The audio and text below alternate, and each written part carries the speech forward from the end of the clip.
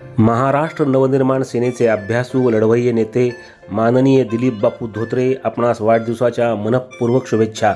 आपल्या कार्याला उत्तरोत्तर यश, जनतेचे प्रेम आणि दीर्घायुष्य लाभो ही सदिच्छा। शुभेच्छुक Sullivan infra, DD infra, Myra infra, Tirupati infra, total group, Pandharpur. दर्शक हो नमस्कार, वेधकमध्ये स्वागत आहे। मी प्रशांत आराध्य। उजनी अपडेट 2 ऑगस्ट 2026 संध्याकाळची स्थिती।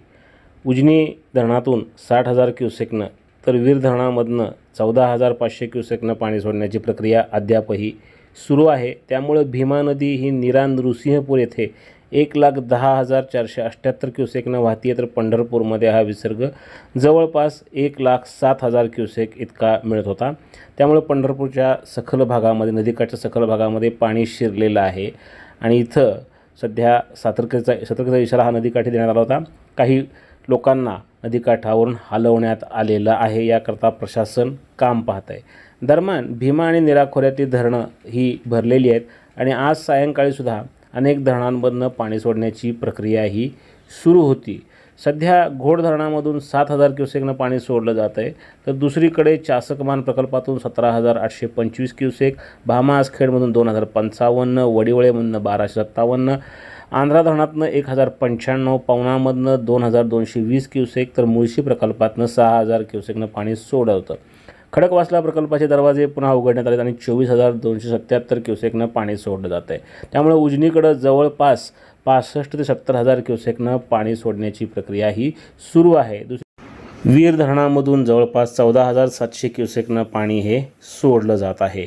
वीर आणि उजनीच्या पाण्यामुळं भीमा नदी सोलापूर जिल्ह्यामध्ये दुथडी भरून वाहती आहे। सखल भागामध्ये पंढरपूरच्या पाणी शिरलेलं आहे। मात्र आता पाण्याचे विसर्ग कमी केलेत, त्यामुळं पुराचा धोका हा तुर्तास टळलेला आहे।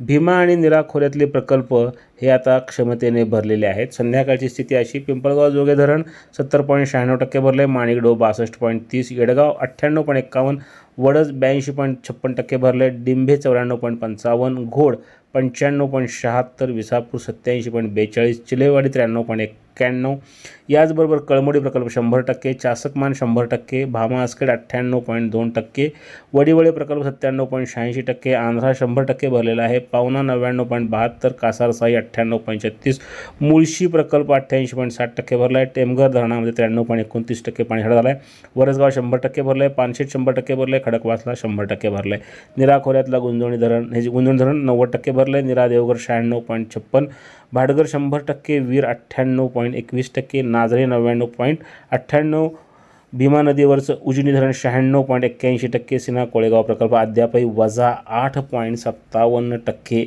अशा स्थितीमध्ये आहे।